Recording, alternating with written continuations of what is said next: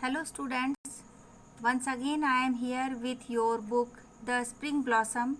This is English textbook for class 10th and we are doing the poem Anger, and this is part 1 of your poem Anger. Let's begin the poem Anger. This is the 7th poem, lesson number 7 of your textbook. The name of the poem is Anger and written by Eliza Cook. तो आप लोगों को poem और poet के नाम याद रखना है. ये 1 वर्ड आंसर में पूछे जा सकते हैं या सेक्शन डी के अंतर्गत 4 लाइनें जो देते हैं, पंक्तियां देते हैं और उसके ऊपर बेस्ड क्वेश्चन पूछते हैं, उसमें भी नेम ऑफ पोएम पूछा जाता है और नेम ऑफ पोएट भी पूछा जाता है. तो anger written by Eliza Cook. देखें ये जो पहला पैरा है, O anger is an ugly thing. Anger एक बहुत ही बदसूरत चीज़ है. तो and spoils the fairest face. और जो गुस्सा है, एंगर यानी क्रोध, गुस्सा, ये बहुत बदसूरत बेकार चीज़ है. And spoils the fairest face. और जब भी गुस्सा आता है, क्रोध आता है, तो अच्छे से अच्छा सुंदर चेहरे को भी ये बर्बाद कर देता है. स्पॉइल करना यानी बर्बाद कर देना. वैसे फेयर यानी होता है गोरा, गोरे चेहरे को, पर यहाँ पे गोरे से मतलब नहीं है. कोई भी अच्छा चेहरा हो, सुंदर चेहरा हो, उसको बर्बाद कर देता है क्रोध. It cometh like a rainy cloud upon a sunny place. ये बिल्कुल वैसे ही आता है जैसे सूर्य की रोशनी वाले स्थान पर कोई बारिश का बादल आ जाए और सूर्य की रोशनी को ढक ले. तो यहाँ पर कमिथ जो शब्द है, ये कम्स का ओल्ड रूप है. शेक्सपियर के ज़माने में कम्स को कमिथ बोला करते थे. मिडीवल एज का वर्ड है कमिथ. वर्तमान रूप इसका हो गया है कम्स. तो गुस्सा वैसे ही आता है जैसे सूर्य को ढकने के लिए बारिश के बादल उसके ऊपर आ जाते हैं. तो ये जो स्टैंजा है, ये स्टैंजा 2011 में और 2016 में आपको बोर्ड एग्ज़ाम में आया है, तो इम्पॉर्टेंट है. नेक्स्ट स्टैंजा पे चलते हैं हम. One angry movement often does what we repent for years.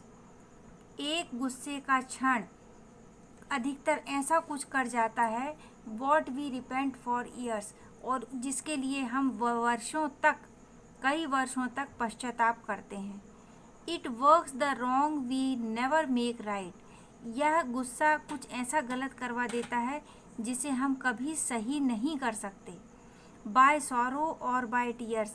चाहे हम दुख मनाएं, चाहे हम आंसू बहाएं, पर जो एक गलती हो जाती है गुस्से के क्षण में, गुस्से के मोमेंट में, उस चीज़ को हम आंसू बहाकर भी ठीक नहीं कर सकते, पश्चाताप करके भी ठीक नहीं कर सकते, और ना ही दुख मना के ठीक कर सकते हैं. तो ये जो स्टैंजा है, ये आप देख रहे हैं, मैंने नोट करके रखा है. ये 2009 और 10 में आप लोगों को बोर्ड एग्ज़ाम में आया है. तो ये स्टैंजा भी बहुत इम्पॉर्टेंट है. ये पूरी पोएम ही बहुत इम्पॉर्टेंट है, इसलिए मैं स्टैंजा वाइज इसमें नोट कर लिया है कि कौन सा स्टैंजा कब आया.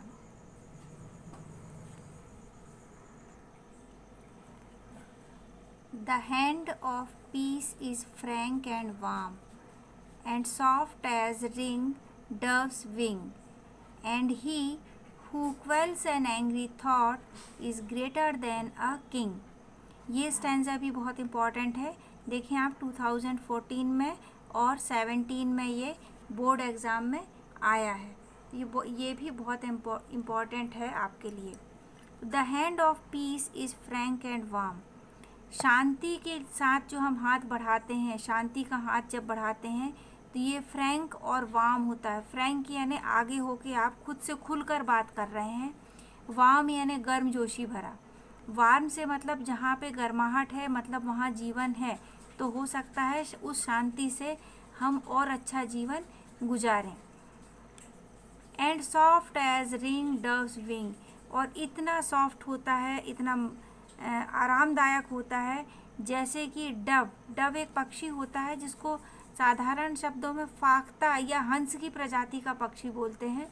तो जैसे उसके पंख होते हैं बहुत सॉफ्ट, वैसे ही शांति के साथ बढ़ाया हुआ हाथ सॉफ्ट रहता है, नरम रहता है, गर्मजोशी भरा रहता है और फ्रैंक रहता है।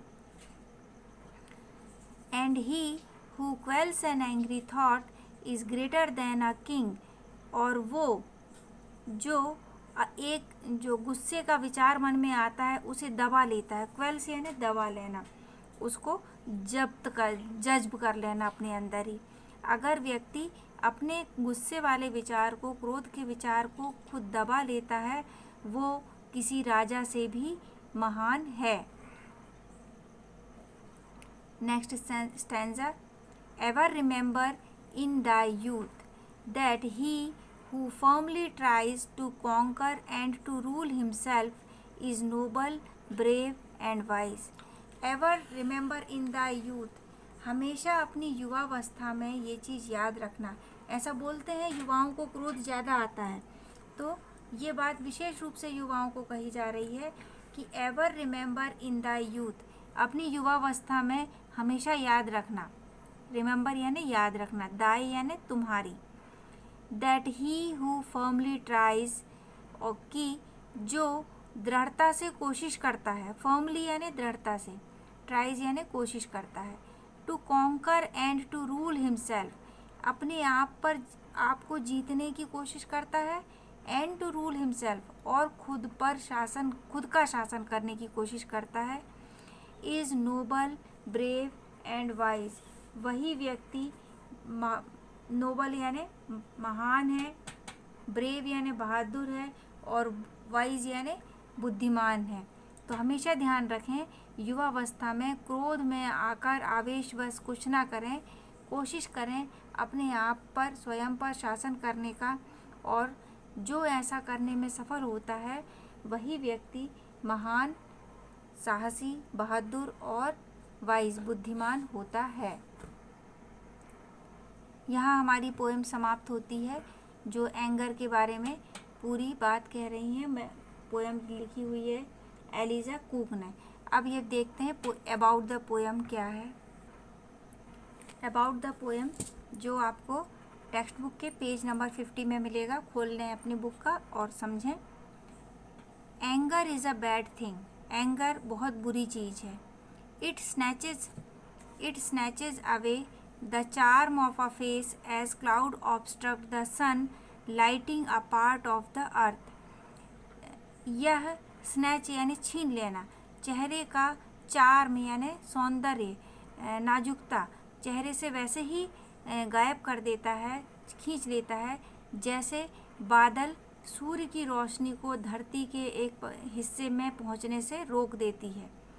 The acts done in state of anger are always repented. गुस्से में किए गए कार्य हमेशा पश्चाताप का कारण बनते हैं, और उनके लिए व्यक्ति पश्चाताप करता भी है। रिपेंट करना यानी पश्चाताप करना। The harm caused can never be undone, और जो नुकसान होता है गुस्से के कारण, उसे कभी भी ठीक नहीं किया जा सकता। अनडन यानी जो हो चुका उसको सुधारा नहीं जा सकता। The poet says that a young man who keeps his temper calm is noble, brave and wise. Poet कहते हैं कि एक युवा व्यक्ति जो अपने टेम्पर यानी मूड को शांत रखता है, अपने टेम्पर यानी गुस्से को, मूड को काम यानी शांत रखता है, is noble, brave and wise, वही महान है, बहादुर है और बुद्धिमान है। तो यहाँ हमने हमारी पोएम एंगर कंप्लीट की। आप इसकी मीनिंग और क्वेश्चन आंसर्स, वर्ड पावर हम लोग नेक्स्ट वीडियो में करेंगे। तो अगर आपको वीडियो पसंद आया हो, एक्सप्लेनेशन अच्छा लगा हो, तो आप इसे लाइक करें, शेयर करें, साथ ही सब्सक्राइब करें, ताकि आपको मेरे आने वाले वीडियोस की नोटिफिकेशन तुरंत मिल जाए। Thank you.